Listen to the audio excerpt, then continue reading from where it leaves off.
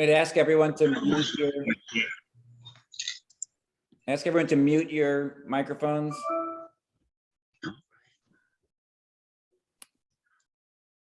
Judge Greg? The stational weeks. Yes, good morning, good afternoon. Welcome, Your Honor. How are you? Fine, thanks. Amy Poirier. Amy, are you there? Yes, I'm here. Hi, Theo. How are you? Hi, dear. Great. Hope you're doing well. Thank you. I am. Thank you. Good.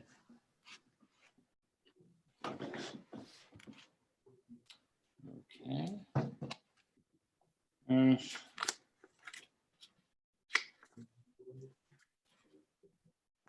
Sally, shall I get this show on the road? Or would you like to? Go ahead, Theo. Start it up. All right, well, people are joining us in pretty quick succession. Wait one more second. Esta cosa. Okay. Mirar Okay. is to look at. Buscar is to look for. Are you?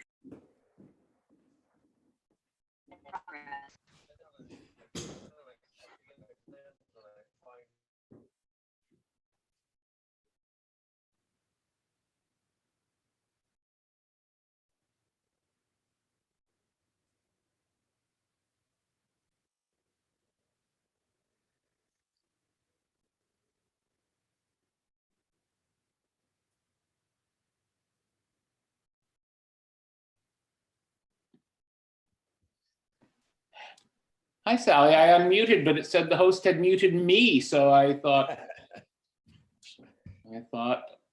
I shouldn't. Okay. Well, I'm going to call this thing to order. Welcome, everybody, to the January general meeting of the St. George Civic Association. We have a lot of new people joining us, so for your benefit, my name is Theo Dorian. I'm the president and hopefully soon to be outgoing president when we call for elections, which we are doing today and we have been doing for the last couple of months. We are going to have an election if necessary, if we should be lucky enough to have more than 7 candidates for office. And we'll be talking about that at the end of the meeting so as to get right on with our panel. And those who are interested can stay till the end of the meeting, but I will announce now that you may also contact our chair, who is Lorna Harris. Lorna, will you put your contact information into the chat for those who are interested? We do need officers. We need people for every office because those of us serving have been serving for a very long time. Certain people like Sally Goldfarb, our former president who will be with us, have been doing this for decades, as have I. We would really like to have some fresh blood. We particularly would like to have some diversity, such as more renters. We are not a homeowners association. We are a residents association, and we look out for the concerns of both tenants and homeowners and property owners and businesses. So we really would like the participation of all the people who have interest. What's this whole thing, George? So we have a very distinguished panel of speakers this evening who are going to be speaking about various issues mainly concerning land use, which is something that concerns everybody in the neighborhood. And so Sally will introduce them in just a moment. And we're going to hold off on any of the traditional old business and new business in the interest of getting going with those issues.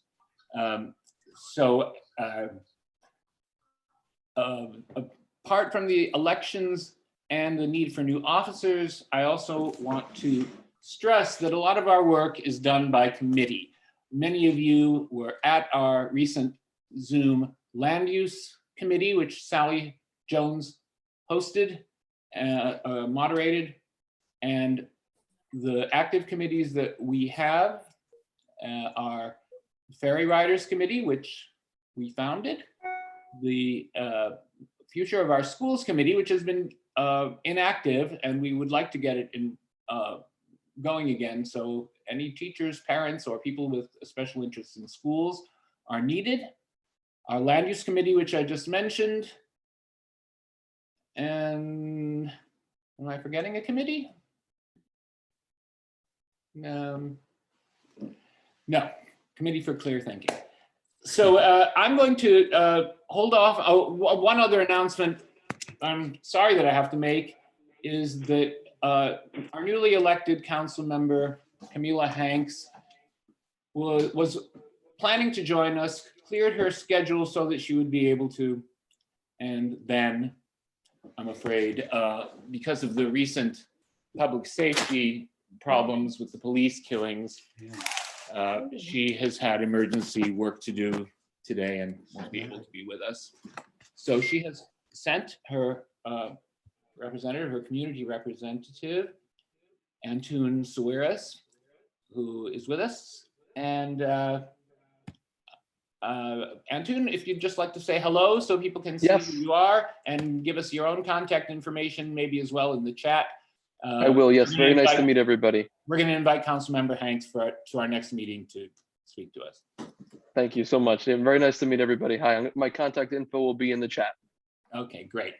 Okay, so let's move right on to our panel. I'd like to introduce the aforementioned Sally Jones, who has done so much work in organizing this Zoom meeting. We have not had a meeting for exactly 2 years, since January before COVID broke. And myself, and none of us all on the board are particularly technically proficient, and I have learned Zoom and actually grown to like and embrace it over the last couple of years. So Sally has been very generous with her time and energy in coordinating this meeting, and she's going to be facilitating much of it for tonight. So I introduce Sally Jones to introduce our panel.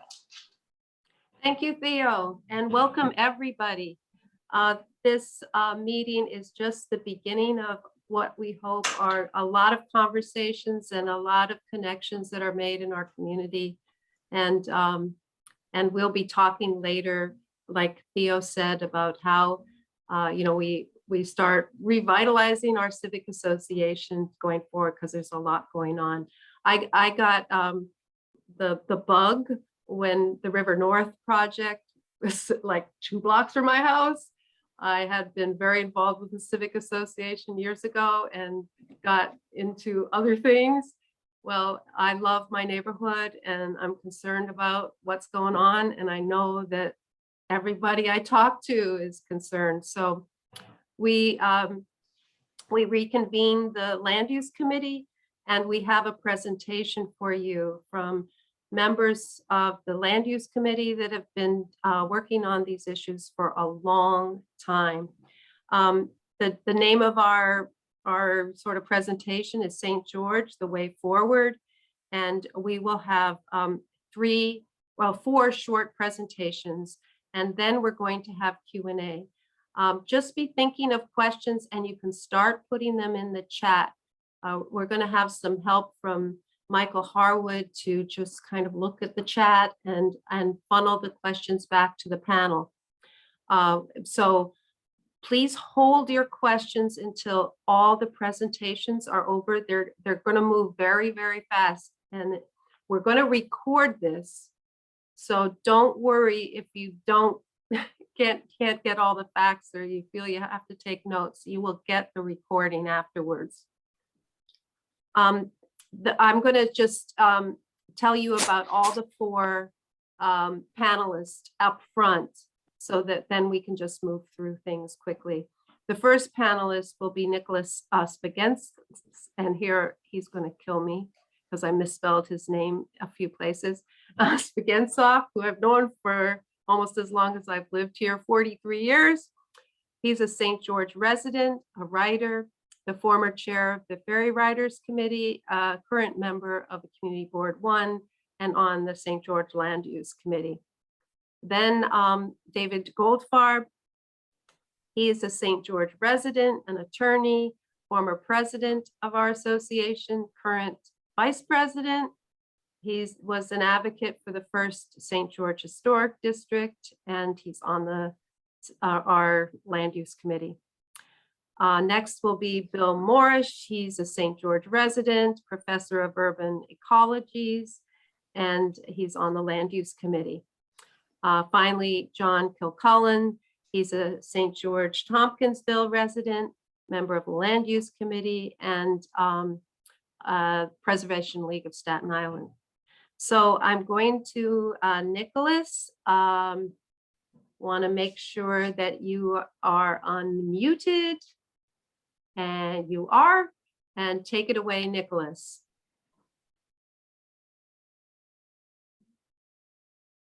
Nicholas?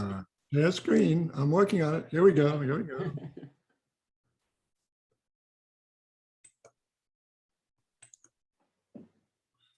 All right. Well, I'm Nicholas Svegintsov. The title I seem to have is What Makes St. George Special. I don't think I really have to tell this audience why that is. It's livable, it's scenic, it's historical, but it is threatened by high-rise upzoning, by planning failures, and by botched waterfront and other menaces of that kind. So here's St. George by satellite. I was enchanted to see that you could see Black Lives Matter from space. It's a 100-year plus old neighborhood. All those streets you see were set out more than 100 years ago, of waterfront and hills and trees. It's walkable. It's linked to Manhattan by ferries. It's not choked with traffic, not that much. Majestic public buildings, spacious apartments, sturdy houses, and still not overpriced. It may, so on livable, I just looked up real estate listings from 2021, picked them up wherever they were. Well, 217 Benziger Avenue, which is approximately in this area, $430,000. This sounds like a lot of money, but you should try buying a tiny sliver of a house in New Dorp or Manhattan or Brooklyn.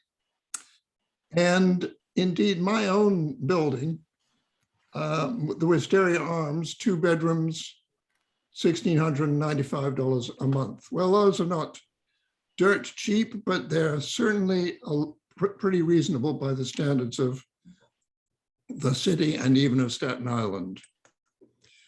And scenic, well, here we got the satellite picture from the other point of view, and with hills in the front, or in the back really, going down to tree-lined streets and the waterfront, how could it not be scenic? So over to David Goldfarb to talk about development, zoning, and historic districts. And let me just figure out how to get out of sharing. Here we are. Okay. I'm going to see if I can share my screen, get the right one up here. This one. I think that's it, right? Share. And I start my. Okay. So is it showing properly? Okay, good. So David Goldfarb, as I said, and I was the president of the Civic Association from 1988 to 1992, but I'd been, I'm going to give a little history of everything in this slideshow. The association started, you should know, back between 2 places. There was the Fort Place Homeowners Association and there was a St. Mark's Association that merged and formed this, and we were a pretty active group. And in fact, at one time we were considered the premier civic association for the whole of the island. The first big issue we had, it came up when I was starting, and I was with the Land Use Committee at that time, was the St. George Seaport proposal. And this is a picture of what was proposed along the waterfront, you know, where now the stadium and the outlets and everything else are. They proposed to rezone the waterfront area.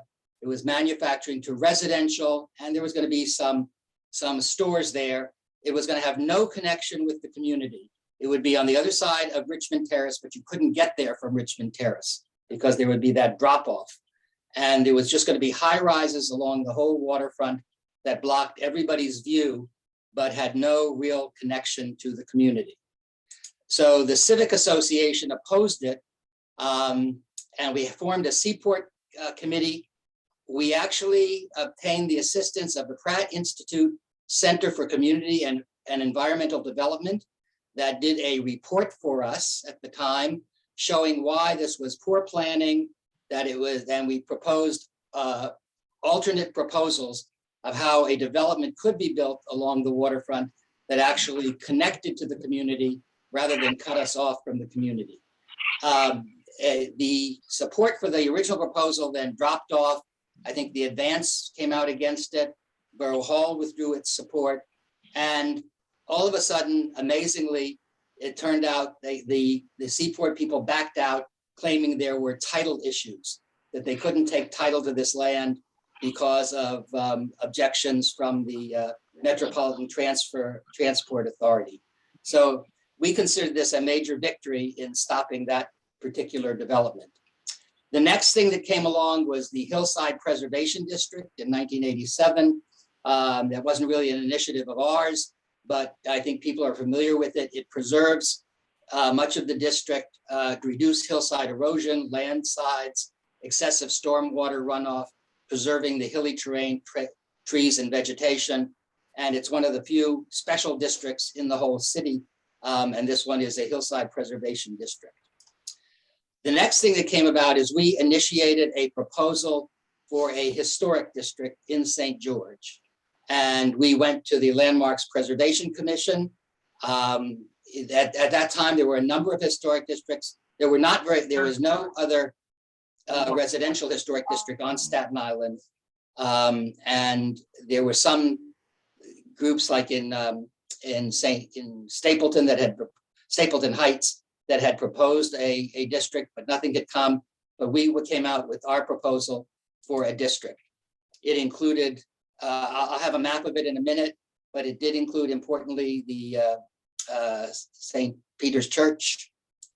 A lot of the homes we showed had already been just lost and destroyed, such as the Stokes Phelps house, which was on Phelps Place. But there were many houses that were still there, such as the one on the corner of St. Mark's Place and Westervelt, the Walzer house, and many of them by Edward Alfred Sargent, who had done a lot of the houses in the St. George area and on St. Mark's Place, including the house that Theo and Michael have, which is one of the best examples of the architecture in the area. So this was the map of the historic district we got. Ironically, if I can show you here, that it did include the church, the Roman Catholic Church that we showed you before, even though they opposed it. I don't think that Father Dorney really opposed it, but the church did, so we had to go along with that. And it left out a church that's here in the back of the district because they couldn't get, but actually the people later on said that they would have supported being in the district if they had known about it. But be that as it may, the community board opposed the district basically on the grounds that there's a constitutional right of property owners not to be put into a district, but that didn't carry any weight with the LPC, and we got the district approved in 1994. One of the more unfortunate things that happened 2 years later was that the Brighton Heights Reformed Church on the corner of St. Mark's Place and Fort Place burned. It was a landmark church. It had been built in 1863, and it was very unfortunate. The Landmarks Preservation Commission allowed them to remove the paint using blowtorches rather than like heat guns and other methods. It started a fire there. 2 previous fires had started in the steeple they should have known about. The other unfortunate thing is once it came down, the church really wanted that church down because they wanted to build a bigger facility. And unfortunately, they immediately brought in bulldozers. The borough president at the time, Guy Molinari, and myself went there, tried to stop them from bulldozing the property. so that's see if they could be preserved. But they moved very quickly. They got it bulldozed under the grounds that there was an immediate hazard from the walls that were left standing. They crushed the stained glass windows, which later turned out to be Tiffany windows that were worth probably millions of dollars. So, I mean, it was a very unfortunate situation. The next thing that came up was in 2008, which was an upzoning of a St. George district. And our councilman at the time was McMahon. It would create a new special district to promote higher density, pedestrian-oriented, mixed-use community, require commercial use on certain streets, create rules to promote taller, slender buildings, and identify parking and things. But it really encompassed much of what we considered to be St. George. The Civic Association opposed it for a number of reasons, and we asked for changes. We wanted it phased in over time and not done all at once, because we felt that it was unnecessary to create a high-rise zone so quick. We opposed we wanted an expansion of the no tower zones where there couldn't be towers. We wanted better setback of the buildings. We proposed an artist and studio sub-district so that artists and studios could get some special consideration as there are in other parts of the city. And we wanted them to make, we felt that they weren't considering some of the developments that were going up at the time, Liberty Towers, the Lighthouse Point Tower, and even the courthouse. And we wanted there to be added school seat requirement because we felt that they were going to overburden the district. We got very little of what we asked for. The proposal went through over our objection with the city council, and we now have a upzoning. I think part of the upzoning was done because there was a feeling that the rest of the island and the South Shore wanted to remain low density. And the only way that that could be done is if they had a high density area, and they put that on St. George. I don't think there was any consideration at the time really of what the people living in the community wanted. So what the next thing that came up was a number of years later, the New York Wheel and the Empire Outlet stores, which were proposed in 2015. And these are pictures of what the proposals were for the New York Wheel and the outlet stores. I think most of you know the history of this, so I'm not going to go into any great detail, but just to show you what we ended up with was an unfinished parking garage. I didn't have a picture of the view from Richmond Terrace, but it basically blocked everybody. It ended up, instead of creating a hill that people could walk over and get a view of the waterfront, it ended up with a parking lot so that when you walk down Richmond Terrace, you can't see the water. And we got a retail stores, which in this magazine article I quote, they said in 2020 became a retail disaster. I think the next thing that happened was just within very recently, was this River North high-rise proposal. And this is a picture of I think the proposal as it finally passed, the River North buildings here along Richmond Terrace, which when the upzoning took place, one of the things we were promised was that would make it so that special spot zoning would not be necessary. They gave enough areas where towers and other things could be built that people wouldn't have to build towers along the waterfront. But sure enough, that was a lie. And as soon as somebody wanted to build a tower along the waterfront, they did this spot zoning resolution, which was heralded by the City Planning Commission and then passed in the City Council. The other thing is the Lighthouse Point developer became embroiled in legal battles. And as you probably know, nothing is happening there. It's just sitting there without the development being finished. It was proposed to be a combination of condominiums and hotel space. And I don't think anybody knows what's going to be happening with that. We have proposed, and I have a map I'll show you in a minute, but 3 extensions to the historic district. One is the Belmont Vine and Hamilton extension. One is the Richmond Terrace extension, and one is the Fort Hill extension. And these are just a couple of pictures of the houses in the this one from the Belmont Vine and Hamilton extension, and one from the Fort Hill extension that would be included in those. So this is a map. In the blue over here on the map is the existing landmarked buildings and the buildings that are now in the historic district. And then in the two different colors here, up here is the proposed Fort Hill Historic District. Here in the middle is the Belmont Vine and Hamilton Historic District that we proposed. And along the waterfront is the Richmond Terrace Historic District. Not all of these buildings are left, but we feel there's enough to make possibly a go at trying to get one or all three of these extensions included by the Landmarks Commission.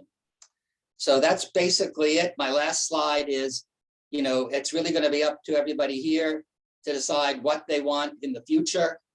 Whether they want a residential area that looks more like what we have, or whether they want something that looks like what was proposed in the Riverfront North. This was the original proposal for River North, and the picture of it, of what they planned. It's been scaled down somewhat, but I think it's what's going to be coming along if we as an association don't try and help regulate some of that. So I urge people to join the Civic Association, work with our land use committee, and see what we can do. We've been very effective in the past, sometimes not so effective, but I think with the new council and everything else, maybe there's a shot at getting some more things done here, especially in the area of zoning and landmarking. Thank you, David. Bill, can you unmute? And I think Nicholas, yeah, you've got the slides for him. Thank you guys so much. Are you unmuted, Bill? There you go, Nicholas. Are you going to put it up? Yeah, he had it up and then it went away. So let's just give him 1 second. He's working on it. I know. Check in with me. Okay. First, we have to look at ourselves. Yes. Yes, the co-conspirators. Yeah. It's funny, your face doesn't move. So when we're getting ready here, I'll use some time here to. I think he's got it though. Just give one. Yeah, take- I was given this wonderful category called planning failures, which of course is an endless list. But I think what I'd like to do is of course from failures one can always learn. And I think really the issue is what is planning, who's responsible for planning, who's responsible for the whole of the community rather than just the parts. And I think what I like about tonight's presentation and the organization today is for the first time in a long time, we can come and set the table of what we need to work from. And I see tonight's beginning PowerPoints and ideas, and I hope others will join in and we can record this, is that we build a shared knowledge of what is that we want to work as facts and as the baseline. And rather than viewing a set of projects, sadly, planning was developed 100 years ago as a way to understand the whole in relationship to parts. And urban design was to try to understand how the formal structure of the city is supported by infrastructure. Unfortunately, we've been not receiving that kind of approach as the way we teach it and the way my profession was developed. We get projects, we get pieces. And I think what's important is it's obviously very clear in this first picture and reiterating what David was talking about and Nicholas was talking about, is that there's a whole process going on. There's a whole focus on the North Shore, and planning needs to be responsible for it. Unfortunately, the agencies are looking at bits and pieces and delivering elements through the EDC and its particular culture and how the city views the whole of the city. And therefore, I believe that our job as United Neighbors is to be the caretakers of the whole. This view is, as we know, as David referred to, we went through years and years of planning to understand where the towers would be. And the fight over the river north was, this was a gerrymandering of an area for a high rise when we already designated where the high rise should be because of infrastructure, because of logistics and all the other services that one would do, but it was gerrymandered as a very particular spot zone deal. What I've done is 4 slides that I hope would set up a kind of multi-scale look at how the neighborhood can be organized around the planning agenda that we've faced and that we can run. What I have here is just sort of outlines in color, just sort of to represent, and the city could do this, could actually show the volume. I know Nicholas has attempted to do this, should be showing us the volume of the implications of the policy as approved. Generally in white to the left is the volume of towers that could be built under the new zoning regulation of the Bay Street corridor, which seems like plenty enough of housing, as I think almost 5,000 units were being proposed there. In the red are the projects that are under play within the North Shore. And obviously, as we begin to focus, and the city only thinks of our North Shore, only focusing on 5% of what our neighborhoods are, that we in the neighborhoods who represent the 95% are taking the impact of the decisions made by the 5% at best. So do I control the slides? I'll just say next, Bill. Next. And So as David pointed out, the process of planning should be looking at the whole rather than the pieces. We are always represented with just chunks and elements of parcels. We're told that we are not mixed use and we need more mixed use, and we should be transit oriented. Most of our community, we have only 25% of our neighborhood commutes by automobile. We are already very mobile. We're a highly diverse neighborhood. We're always represented as we need diversity. We're one of the most diverse and dense communities in the city, representing a cross section of cultural, economic, and ethnic diversity. And as Nicholas beautifully presented, we have an incredible range of housing stock that you cannot find in the area, along with a serious set of open space. And I like to say some good things have happened. I like our new water taxi, but we're also one of the most densest community in the world. And projects are sort of represented as if we're against density. Actually, we embrace it and we find it as part of our vitality. Next. And we need to articulate the detail of that. We need to deepen that argument rather than just being pushed aside. As we've seen before, we do have a set of projects that are in play. There's a joke among planners and designers that political officials and developers only like projects as puppies. And puppies, we like them as like shiny pictures, but once they're approved, we ignore them. There's a lot of things in play. The Lighthouse project, which I'll talk about more in a moment. We have the Staten Island ferries, which we have 2 new ferries with thank you guys, and we have ferries running all day long. We need to talk about the good things that we've done and accomplished because of the neighborhoods. Our own residents, Pete and Colin, bought the JFK, and I hope maybe we could locate it down near Cromwell and have that in the neighborhood. And then, of course, the question of who follows the agreements. I'm sure David and Theo know this quite well. There's all these agreements, and Michael, that we have all these agreements, but no one ever follows them. No one ever follows up on them. And most of what's being said can't be trusted. We have a new baseball stadium. Thank you. I love my baseball. It's great to see that, but we really don't know how they're going to be part of the community. And then, of course, there's our wonderful wheel, which if you go to the next slide, is doing some sort of research to the newspaper and so forth, some pretty heavy detail that we need to get real facts on. And I hope Councilmember Hanks could get this. The inside story from 2021 is that there seems to be an approved developer, a very peculiar developer, Can-Am Enterprises, which actually brings developers in based upon EB5 investors, which are people buying immigration into the United States by investing over $500,000 in the projects. They seem to have revived a shorter and smaller wheel. to open in 2025. And I have to sort of say internationally that let's just say the era of the wheel is over. When you know Dallas is going to build a second one, you know when Texas is going to build 2 of them in one town, you know the agenda for wheels are over. But yet, according to the New York Economic Development Corporation, they're proceeding that, they're moving ahead. Where is that review? What is going on? The city is heavily invested. All these projects are sort of representative of the developers. The city cannot be involved in it. Every one of these projects, the city is an investor. There are millions of dollars of public dollars that are invested. EDC is actually the landlord of the property for the wheel. And the question is, who's taking care of it? Where's this project and who's approving what? And why are they making changes and how can they make changes?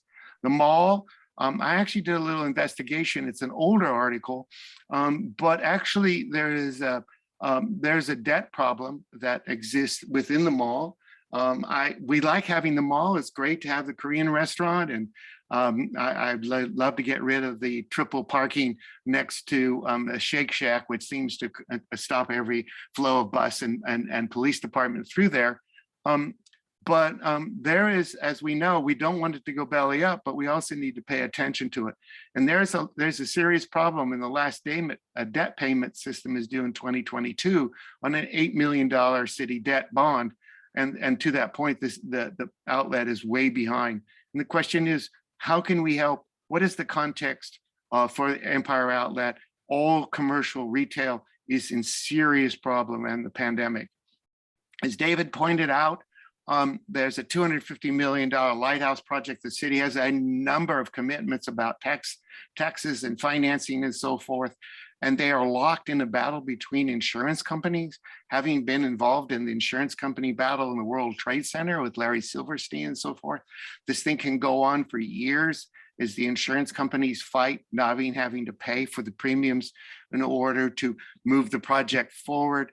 As the original contractor defaulted and the insurance company was required to pick up that, they have declined in order to do that. So that project is locked. And why the city, who has tons of money invested in it, is not able to actually move that agreement forward is actually a neglect of their responsibility as part developers. So they've been thinking about pieces and little starts in the beginnings. They're not thinking about how these projects live. I could have brought up the whole list of ideas. We've had plenty of planning and absolutely no discussion on transportation, infrastructure, power, garbage, and services, which are still behind. None of that has been addressed by planning, nor public works, nor the borough president. And that is the core of planning and urban design. And I really find the departments in neglect on that. Thank you. Thank you so much, Bill. Very informative. Next, it will be John Kilcullen. He's going to share his slides. I hope you can unmute, John. Don't forget to do that. And we'll give you a moment to get your slides together. Yeah. And don't forget to unmute. Thank you. I'm unmuted. Hello, everyone. Okay. As I start to back up, you're seeing. Got to back up. You're giving us the end of the story. Yes, hold on. All right. Hello, everyone. Righty. So hello, everyone. You can all hear me? Yes, good. I'm John Kilcullen, a longtime member of the St. George Civic and many other groups here. Hello to some of my friends and other neighbors out there. So again, touching upon, this was a meeting that I think Bill mentioned and Sally mentioned. It's a start to revitalize the Civic and to join with what's happening in many other parts of the greater neighborhood. So I wanted to give a little brief overview of the waterfront. Nicholas talked about it, Bill talked about it. So this is the St. George waterfront. Some caveats, it's a small portion of it. A lot is going on. As Nicholas and I were talking today, the city owns the waterfront from New Brighton all the way to Clifton, where Alice Austin is. And I'm going to focus on the North Shore, particularly from Jersey Street to St. George, the ballpark. And I wanted to just give some framework for people to follow up. The Department of City Planning, who we're all familiar with, does a lot of work. And about a few years back, they did North Shore 2030. Some of you may have seen this. I put it up here. It was talking about the waterfront, roughly from New Brighton over by Snug Harbor, all the way around to Alice Austin. So you can write this down. This is the link to the city planning website. It talks about this plan, which has evolved into many of the other portions, one of them being the Bay Street corridor, which looked at the historic, the recreational, the housing, many things. It's a very detailed report. And I think for everyone that came on to this meeting, there's a lot of great information. Some have changed because this was back in 2011, but the pieces have moved forward. Bill touched upon some of the things that have failed. And as a neighborhood, St. George and Greater Island, we need to keep focused on what has not worked. From that, it drilled down, and some folks, and this is good information, the West Brighton LDC looked at brownfield opportunity areas. And what that is formerly industrial sites like the Gypsum, now the Salt Depot down across from Girardi's.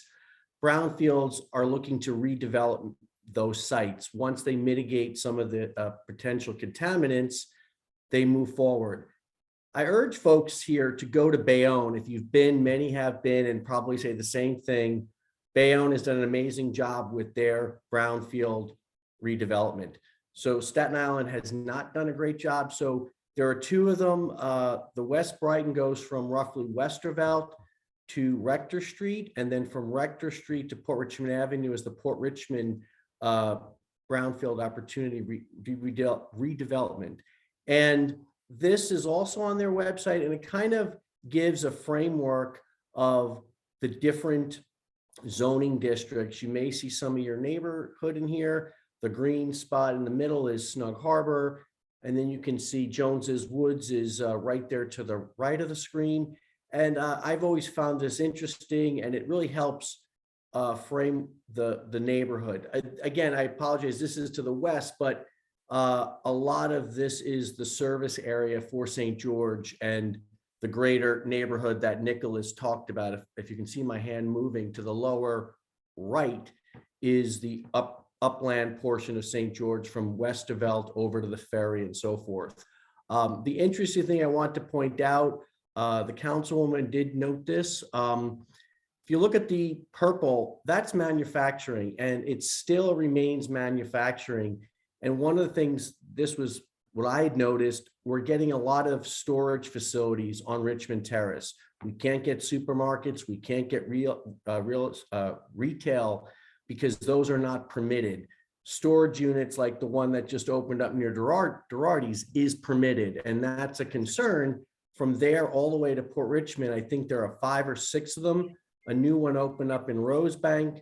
I don't know how much off-site storage Staten Island needs. So that's a concern, that we're not getting the things we need as a supermarket to supplement some of the other, there's 2 supermarkets for the greater St. George area. We all know that we're missing supermarkets, and there's a lot of talk about a Trader Joe's and so forth. So I point that out. This is the land use classification on the greater area. Going ahead, I wanted to point out the local waterfront today. And again, this is just a small sampling. We all know the deplorable state our waterfront is in. Nicholas pointed it out. And I'm not talking about what's being developed. I'm just talking about the physical appearance. The city planning or the EDC just presented the Tompkinsville. We're awaiting Stapleton. This is more of the St. George, New Brighton.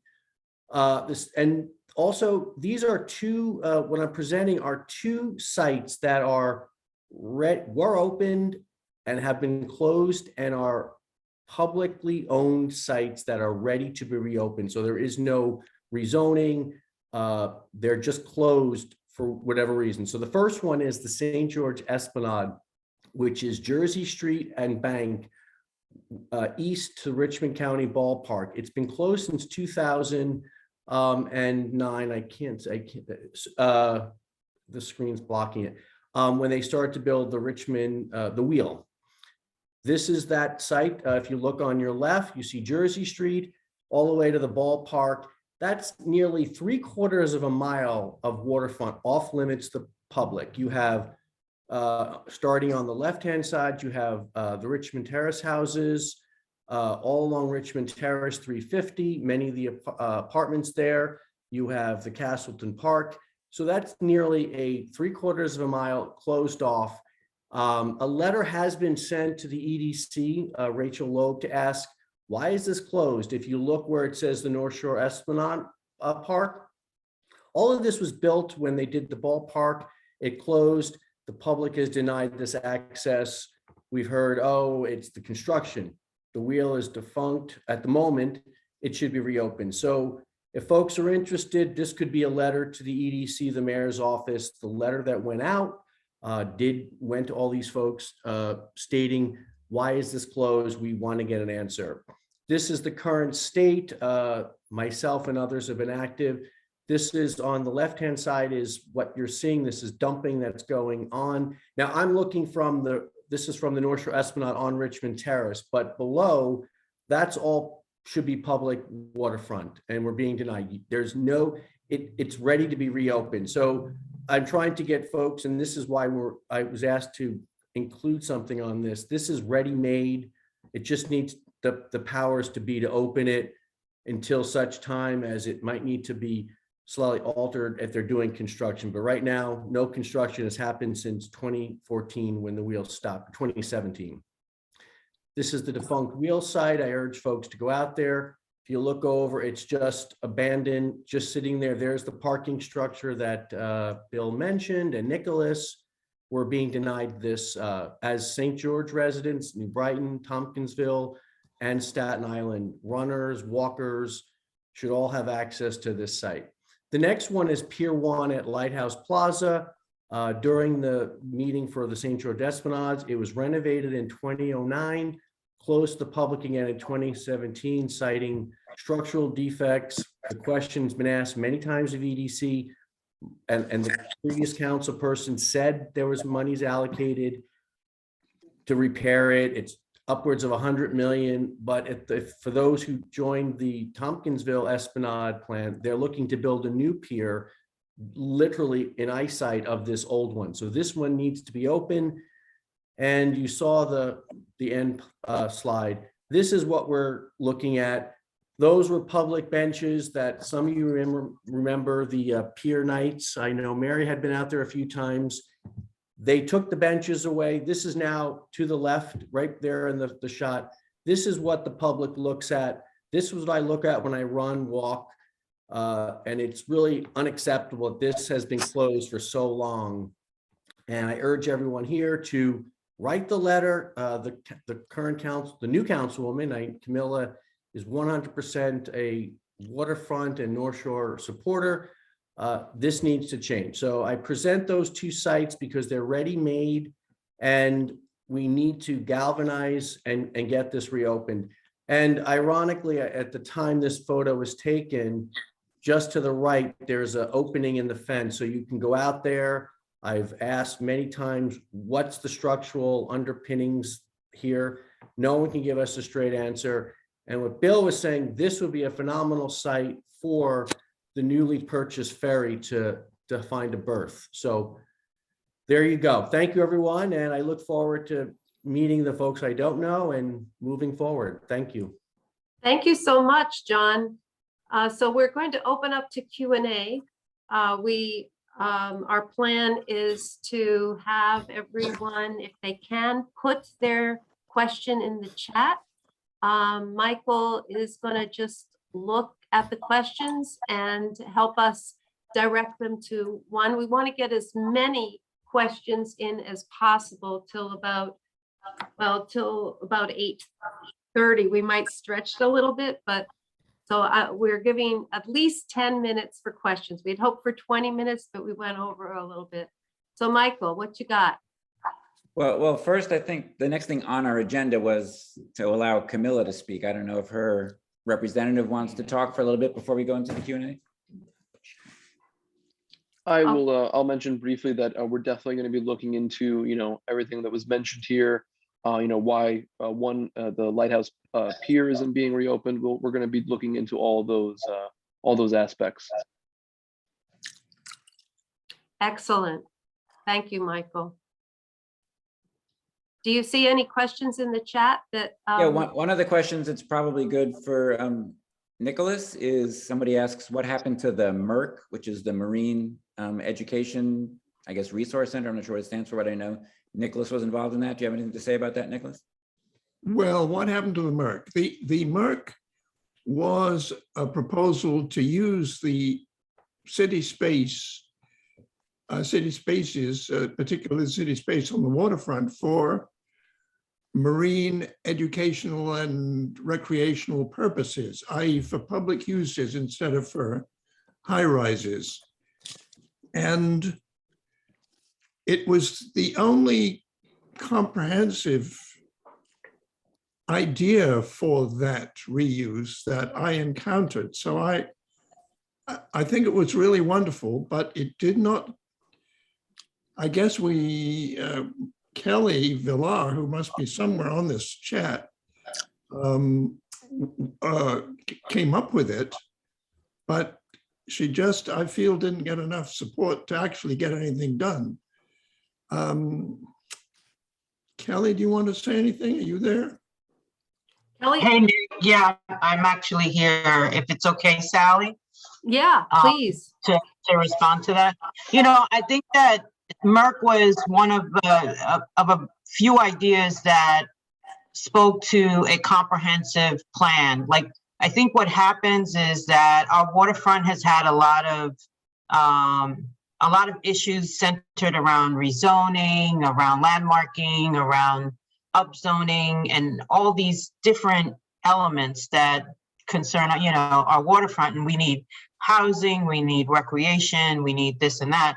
And there's never been a real focus for a comprehensive plan, like a plan that would engage all those issues and also come from several people. The reason that we chose maritime education is because 26%, according to the New York State Department of Labor, 26% of the people who work New York's harbor are from New York. So there's like 70% of the people who work New York's harbor that are not even from New York City. So we're not capturing those jobs. And one of the other things that we learned is that when it comes to maritime education, the reason that occurs is because there are not enough skilled workers. And what they need to do to produce more skilled workers in maritime education is waterfront. And we got waterfront. So it makes total sense. We have an elementary school. There's a harbor school right across the water at Governor's Island that's ready and willing to do that. We've gotten to conversations with the Department of School Construction Authority, got a feasibility study done. Staten Islanders, not the city, Staten Islanders got together, people from this very group were part of that, motivated School Construction Authority to do a feasibility study, which said, hey, we've got land right here over at, what do you call it? Fort Wadsworth. Fort Wadsworth, thank you very much. Over at Fort Wadsworth, and they had a building identified. I personally went waterside with Harbor School to identify where the school was going to be able to dock boats and stuff. And it was a go, and then it disappeared. I don't know what happened to it. No one's ever been able to explain that to us. EDC couldn't explain, no one, it's the same thing that happened with the pier. So there are answers. It would be lovely if the councilwoman office could help us with that. That'd be awesome. So anyway, I don't want to take up time, but that's. I know the building at Fort Wadsworth is still available. Okay, I know the property at Fort Wadsworth is still available. Okay, so let's put that on the list of things we need to look into. Thanks so much, Kelly. Michael, are there other Well, Questions? just Kelly, maybe if you can put in the chat the contact for, I know your group, Staten Island Urban Center, is working on this. And if people want to contact you about getting involved, if you'll put your contact information in the chat, people can look there who are interested in that. There's one question here from somebody about kayaking on the North Shore. I know that there is a kayak, kayak setup over by Staten Island, by the Makerspace out on Front Street near Bay Street. And John, do you know more about how to get involved in kayaking on Staten Island? I mean, Kayak Staten Island, Jackie, you could reach out, but Kayak Staten Island is the best resource. I can put the website on the chat. Okay, there's another question about the homeless tower that's going on near Tompkinsville Park. Ask for an update. I can tell you what I know. I don't know if anybody has any other information, just that it is proceeding apace, that you can see the construction is going on at full tilt. Not surprisingly, the last thing I heard was that although there was a promise that there would be retail on the ground floor, that they are already talking about reneging on that because of the difficulty of getting any retail that's already in that neighborhood. So goodness knows what they're going to put there other than more services. One thing that we at St. George Civic are looking at, because in order to get this thing fully approved, they still need state authorization. It's not solely a city project. So there may be some way to get the state involved, get the new governor to look at this and see if there's anything we do. But as of now, it was approved as of right without any approval process through some emergency use authorization that the city council passed. And sadly, that there's not much more that can be done about that. Does anybody else know any more among our panelists? Okay. Okay, somebody asked, and John, this may be for you again, about whether there's other uses like ball fields, recreational uses along that promenade between Jersey Street and the Wheel, rather than simply just a promenade, if there are a little more active recreational uses. There is just west of where the entrance to the parking lot that was the ballpark was a large open area that had a large enough space to have a pickup soccer game, but no athletic fields of such. Okay, another question is about and this is really a question that is to the everyone attending this meeting right now, but what steps is the Ferry Riders Committee taking to monitor what's going on with the ferry now and getting the full service? Just the one thing I can say is the reason that the all-night half-hour service has not been happening every night is primarily because of, COVID-related staffing shortages, where they laid off a lot of people at the beginning, and then they all needed to be recertified by the Coast Guard in order to work again. So finding staffing and getting people fully certified has taken longer than it should. So that's the reason. I mean, the law still requires the half-hour service. It's just that they don't seem to be able to get the staffing done. Plus, they're training people for the 2 new boats. So we need, Nicholas, 1 second. So we do need people to get involved with the Ferry Riders Committee. I know we're looking for someone who's willing to chair that committee, or a couple of chairs, because there is a lot of activity there. But Nicholas? Well, the CB1's Transportation Committee, of which I have the honor to be the chair, I guess, proposed we're going to have 2 public hearings, and the second one was going to be on ferry service, the amount of service and the peculiar attitude to customers. But I put that on hold because many sources agree that the ferry is under considerable stress with the COVID epidemic. They're very short-staffed, so there's no point in beating on them at this very moment.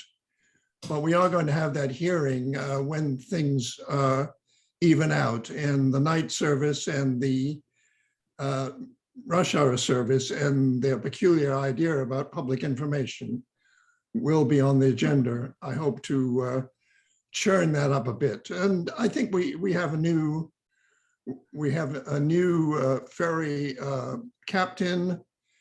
We have a new mayor. I think it's hopeful.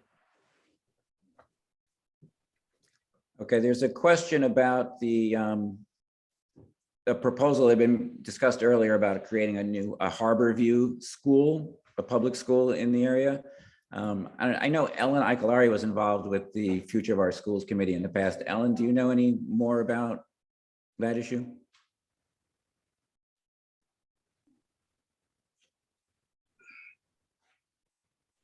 Where is Ellen? Let's see if she's muted. Ellen is here. Ellen? That's the school that's at, that I was talking about, Michael and Sally, over at Fort Wadsworth. Right. That connects with the, that was going to be a connection with the elementary school that's right there on Richmond Terrace. Yeah, And is yeah, Ellen's there any still. plans to open a school there?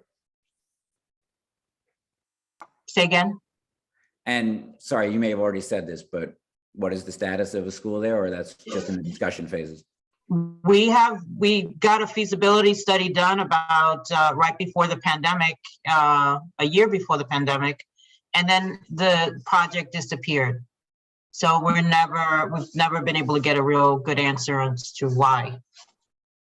It got approved. It was a feasibility study that said it made sense. School Construction Authority was a go with it, and then it disappeared. Okay, this is a question, I guess, for Kamillah Hanks, aide. Do you know who the contact is for EDC for our community? Somebody mentioned the name Monroe Johnson.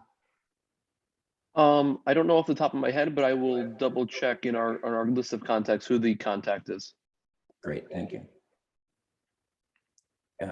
There was also a question about the construction of 12-story towers along Bay Street. I can only tell you what I know from just monitoring what's going on in the news, which is down, you know, where I forget what the building is called, but where the Board of Elections is, and it used to be the Easy Pass offices. Edgewater Plaza. Edgewater Plaza, thank you. There is a developer who has plans that were previously approved, I think 4 or 5 years ago, to put 3 buildings that kind of wrap around that on the waterfront. They never put shovels in the ground, and under the city law, if you don't do it within 4 years, you have to come back and reauthorize the plans, which they did do before Community Board 1 very recently. And the Community Board approved reauthorization. They're almost required to do, from what I understand of the law. And you know, it's a mix of market rate and affordable housing. I don't know how much retail is in there. The one positive aspect of it is that part of their plans that they have filed and gotten approved by the board, by the Community Board, does include waterfront access, you know, and extending the promenade so that when other buildings are built, you know, between Irby and that spot, when they're required to do the waterfront, everything is connectable. So there is waterfront access, and you know, it's in an area where the buildings won't necessarily block views. I guess if you're going to have some development along Bay Street, and this is part of the Bay Street corridor area that was approved as when Debbie was our council member, over without listening to too much of our input, unfortunately, but I guess if there is going to be development, that's, from my perspective, not the worst place in the world to put it. Can I ask you a question? It's Neil Berry. Sure. Yeah, have you had a discussion about the eviction moratorium? Because I know the St. George area has a lot of people who will be going under that eviction moratorium that has been lifted. So you're talking about a homeless shelter. You're talking about an increase on Staten Island, maybe 15, 20% of many of the people who have rent control and supportive housing. So eviction moratorium would be something that St. George Civic Association should have on its agenda, because that's already apparent that we have no legal assistance for many people who are low income or even low value in terms of our community. So I think that something like that in St. George area should be something that should be discussed at length, because the eviction moratorium is real, and that's citywide. Yeah, that's a good point. I know the state the state eviction moratorium has expired. I'm not sure what the status of the cities is. And maybe that's something, again, that our council member can look at. And just so you know, and you know, we do encourage people to become active in those areas, that Housing Court does have free legal services for tenants that you can take advantage of. And the city council did last year or two, or maybe it was state law, pass some pretty strong protections for tenants. It takes a long time to get you evicted. It doesn't help people for the stress, but there are a lot of legal services available that you can get in the Housing Court. But that is an area, you know, and Theo's going to be talking soon about elections and the new officers that I'm sure our new officers will be looking at. Thank you, because that's paramount. This nation has a homeless problem, over 90,000 people in New York City alone. And if all we can talk about affordable housing, but not low-income housing, we have a good serious problem. That's exactly right. And members of this association, when they were trying to approve that, when they were having supposed public meetings on that homeless shelter, were arguing that instead of spending money, you know, the $60,000 to $70,000 a year per person in a homeless shelter, they could be using that money to provide rent vouchers to assist the people who are being evicted.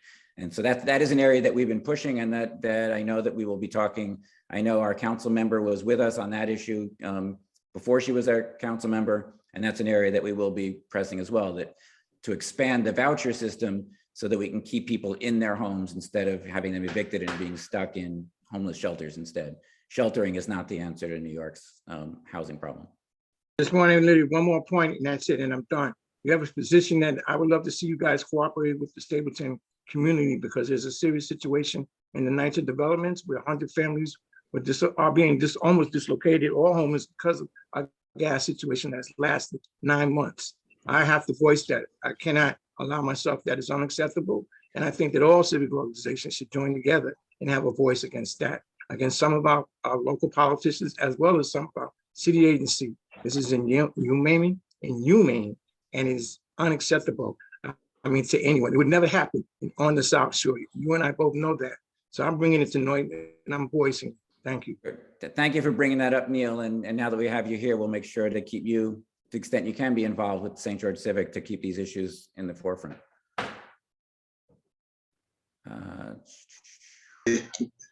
Hello, my name is Raleigh Swinton from Arlington Civic. I was just curious about Cromwell and the portion of the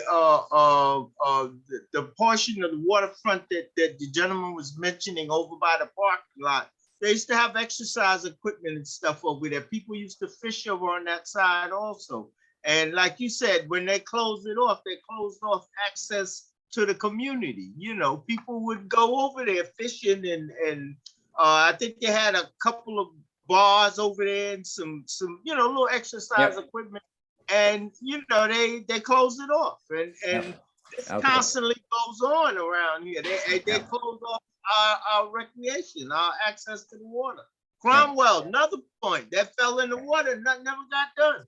Nobody said. Let me pick up on that for you, Raleigh. I'm going to pick up on that again if anyone else knows more, like John. But there was recently a meeting again with our Staten Island EDC about redeveloping that area. Debbie Rose did get money in the last budget as part of the Bay Street corridor rezoning to rebuild Cromwell, but as you know, that's going to take a while. And the area that you're talking about, Raleigh, it's another one of these good news, bad news situations. The good news is that there is a plan now that's being proposed, and they've started the public discussion process to make that accessible and to have passive use exercise kinds of things like you're talking about. It's obviously not enough to put a field, but to have exercise equipment there. So the good news is that process has started. The bad news is that their construction time is, 2025, something like that.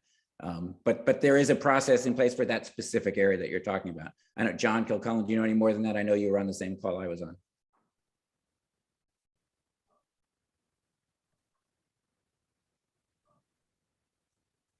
Okay. That's pretty much all the questions. I think some of these are repeat, and people can skim through the chat to get answers to some questions. Sally, I'll turn it back to you for the next aspect of our agenda. Okay, great. We're a little bit over time. We're going to turn it over to Theo to talk about transition on the St. George Civic. So Theo, take it away.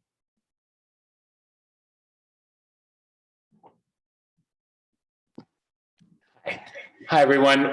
What a great meeting this has been. We have basically put forth about 100 bullet points that we'll explore in further depth in our coming meetings, hopefully with a vibrant new president and board. We're looking for people who are particularly interested in younger people. Many of us have served for decades. Our moderator, Sally, has been first lady of the association. Her husband has been a past president, David Jones. David Goldfarb, who's with us, has been a past president, and people have remained involved. But we have a lot of new people in the neighborhood, like Bill Morris, who's been with us tonight. And we have a lot of associations that have been building up. So we really need interested people. A lot of people will say to me when I ask them, I'm not an association kind of a person, I'm not a meeting kind of a person, I'd rather work independently. And then when they do have questions about it, they always come to us anyway. So it's just an imprimatur. When you have that brand name SGCA behind you, or whatever your civic association is, if it's had past accomplishments, it's so much easier to make a phone call and to get anything done with city agencies, with elected officials. Our new elected council member, who wasn't unfortunately not able to be with us, Kamillah Hanks, I have known for many years in our civic activities. She's been extremely active in Stapleton, and she's been active as a civic association member, an activist for a long time, and is particularly sensitive. One of the problems we've had recently has just been elected officials, not recently, but all along, has been elected officials who are hard to reach. And I have a strong feeling based on my experience that she's going to be easy to reach. And as she said at our last meeting of our land use committee, she's going to make special outreach to them, as she's done by sending Antoon tonight. So if you're interested in serving on the board, if you are particularly adept at accounting, for instance, we will need a new treasurer because Deanna Call had to move, our treasurer had to move away from the area. And we need a secretary for correspondence, for recording secretary to take minutes. And we need a couple of at-large members who will represent the other members. In other words, if a neighbor or a friend is talking about things like this, you would contact one of the at-large members and they'd represent your concerns to the board. The way to do this is you may contact me. I've been putting my contact information in the chat, and I will do it once again. Or you can contact anybody that you know who has spoken tonight, if you happen to know them personally, to Michael, to Sally, to anybody who has been with us. We have decided to waive a few of the unfulfillable requirements of office, which the only real requirements are that you be a member of the association in good standing, which means pay your dues. The information for that will give you more specifically. They're very affordable, and they can be sent to our PO box, which we'll put into the chat. You should contact the chair of our nominations committee, Lorna Harris, who has put her information in the chat, and I will put it in there again. And you can also find those things on our website, which is sgca.org. And if you have been at this meeting, you're automatically eligible to run for these offices. If you've been at any past civic association meeting, you're eligible. If you have never been to one, get in touch with us and we will see what we can do, because we need people that badly. I'm so excited to see so many people come. I know a lot of people are not able to make it to these meetings. They have to fix dinner. Parents are often the most active people, but they can't really leave their children behind and make it to a 7:30 meeting in the community hall. So Zoom has actually helped to facilitate our getting together in many ways. We will hopefully be able to get together in person again in groups. We've mentioned a lot of our committees tonight, and I'll mention them again. Ferry riders, we need members. That's one of the most interesting committees. And a few of the things, for those of you who don't know, St. George Civic Association, namely myself and Tamara Coombs, who's not in our neighborhood anymore, unfortunately, was who I appointed as the first chair of that committee when we formed it, are responsible. The committee is responsible with its work for both of the ferry terminals, which we campaigned for and obtained on St. George and Manhattan sides. It is our campaign that led to the half-hour every 24 hours, half-hourly ferry service, which we finally obtained with the help and work of outgoing Borough President Otto, and so on. We are the founders of the St. George Green Market. We have represented the association. We are, as David mentioned, David Goldfarb, we are responsible for the creation of the St. George Historic District, which has been responsible for the preservation of some of the significant buildings in our area. So I will put that information. If you're not looking at the chat, I'll just say it once here before we put it in there. My email address is actualmedia, ACTUALMEDIA @gmail.com. If anyone needs me to repeat it, it'll be in the chat. Do people have to live within certain borders? David, I see your lips moving, but I don't hear you. Do people have to live within certain borders to be members to run for office? David Goldfarb is trying to say something, but you're muted, David. He's not muted, Theo. I'm not sure why you can't hear, but I'll just repeat what he said just for you. He's just asking, are there any kind of residential requirements? So Theo cannot hear. Michael, maybe you can help him. Okay, I'm going to just. Yeah. Did you hear that? Did Michael ask it? Do you have to live within certain borders? Yes. To be a member to run for office? Yes, you do. You have, or to be a member in good standing of the association, which means that you're able to vote on resolutions. But no matter where you leave it, even if it's not Staten Island, you are welcome and urged to join us if you're interested in St. George. But you do need to live within our membership boundaries, which are bounded by from Victory Boulevard and Richmond Terrace, along Richmond Terrace all the way to Jersey Street, across Jersey Street, all the way back to Victory Boulevard. Is that clear enough? Between waterfront and Jersey, and between Victory Boulevard and the whole curve of Richmond Terrace. If you live just outside of there, you cannot, according to our bylaws, serve as an officer, but believe me, there are places for you. You can still be a member of the association. The other committees, Mary Ellen Smith in the chat asked about our public safety committee. It has been, we have not had one really for quite a long time since we have lost the leaders of that committee. But with Mary Ellen has volunteered, she was one of the original members of it. And I don't know if she's going to volunteer to chair, but with enough interest, we will revive it. Our future of our schools committee is chaired by Sarah Power, who isn't with us tonight, but again, contact me for information on any of those schools. And we don't have a membership committee, but I would love to see one. And I would love to see a lot of outreach by all of the individuals who are here tonight, in fact, to people, to a diversity of people, to people of color, to people with disabilities, to people who are, especially people who are renters.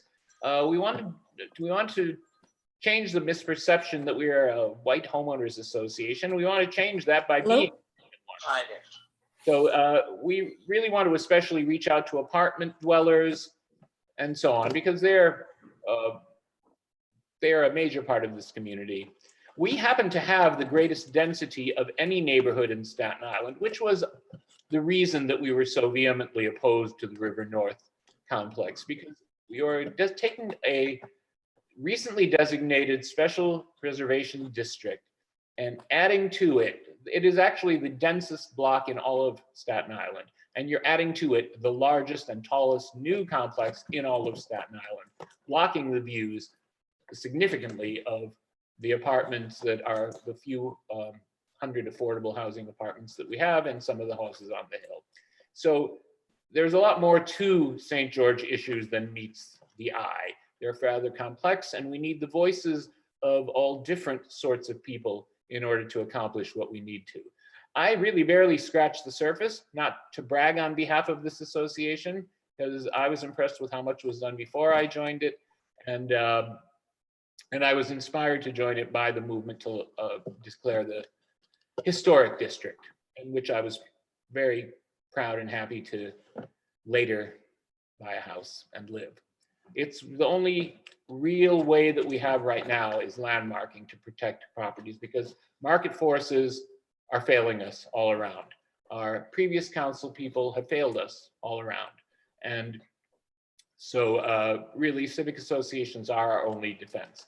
And I'm really especially grateful to the people from Arlington and Stapleton. And I know I'm missing many communities because I have seen people speak tonight and ask questions tonight who are from those other neighborhoods and their associations.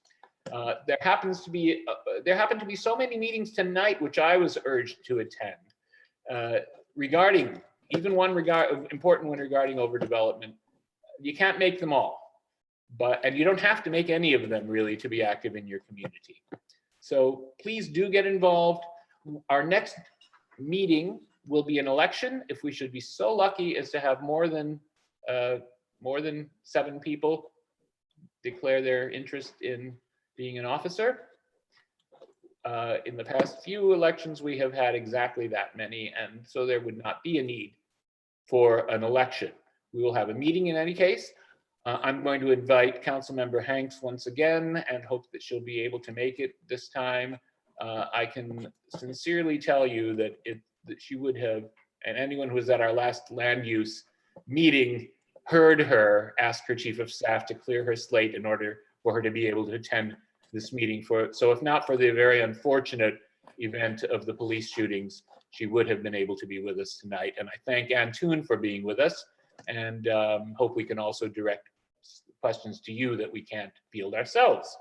Again, I want to thank Sally for her help in moderating this. She's technically very proficient in ways that not all of us are, and I really find that this Zoom format has ended up being a rewarding one for our cause. So that meeting will be in March or April. We haven't set the date because we're just getting reorganized with that. So it will be announced in the same by the same methods that we announced this one. And so any of you who are on the Facebook groups or the boards that have gotten this announcement will be hearing about the date of our next meeting, and hope you can join us then. Are there any other questions? I don't. We have a question from Cindy. Cindy Worsby? Yeah. Cindy? I was wondering if there was going to be a time for announcements at the end of the meeting. At the other meeting? Would you like to this do one one right now? That's what you meant. No, I think Cindy has an announcement, Theo. Yes, I know. And there will be time at the next meeting, but there's time right now if you'd like to make one. Oh, okay. Yes, please. I just wanted to announce that the Lathrop Forsby Memorial Scholarship Fund is accepting applications from now through the end of February, and I will put the link to our website in the chat right now. And scholarships are available to people of all ages, from high school students up to senior citizens. And they're not intended for college work. They're intended for people who want to take small workshops, brief workshops, either a weekend or week-long program, learning how to either do community organizing or how to run for elected office. And you can either be starting out in your role as an activist, or you can be a seasoned activist that wants to improve your skills, say maybe in social media or whatever. So please spread the word that the scholarship is available. And again, the deadline is February 28th. Thank you. Thanks, Cindy. I'm really glad that you made that announcement. Lathrop Forsby was a very active civic activist who had the idea of founding this scholarship to help with funds those who had civic interests. And a lot of people that I've known, as a matter of fact, at least one who's with us tonight, has benefited from that, and it's given them the ability to pursue their social work. And so I really encourage anyone who has an idea or who has a particular passion locally to take advantage of this and to apply for that scholarship, because it's just a wonderful program. And Lathrop was just a wonderful neighborhood member. Is there any? I just want to also encourage people to skim through the chats, because a few people have posted links to their organizations that are active in the community that other people may want to get involved in. So do skim through the chats. We will send out the recording, and maybe with the recording, we can, some of the links that people put in the chat, we can include in the email to everybody who registered. And it'll take a couple of days probably till you get it. Yeah, I wonder about the chat. I have this problem with CB1 that could you just, I pick up a few things from it, but could you just sweep through and pick the whole thing up and send that in a link?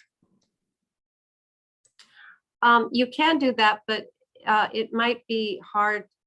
We should take a look at it first in case there's something we shouldn't put.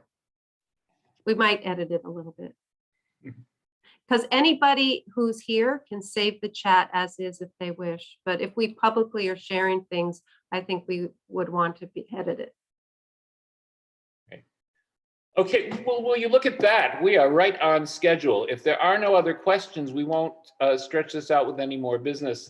But I very much look forward to sitting in the audience later this year in a world free of COVID, hopefully, and seeing you all in person and being able to share good times together. One thing we haven't mentioned, because there are a lot of people who don't necessarily want to talk about business and community problems or improvement at night, but we have also had a whole lot of fun and interesting programs. Summer parties, the Hurry Spring Party, which Ellen Icolari and her late husband Dan Icolari used to host, and which Ellen told me today she is interested in reviving again as a possibly SGCA connected event.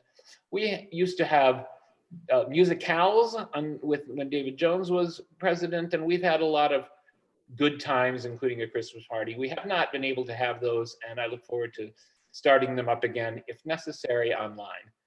So this meeting of the St. George Civic Association is adjourned, and I look forward to seeing you all again. Good night, all. Tomorrow. I'll call you tomorrow, Theo. Good, Richenda. Look forward to it. Thank you. Nice seeing everyone. Good night.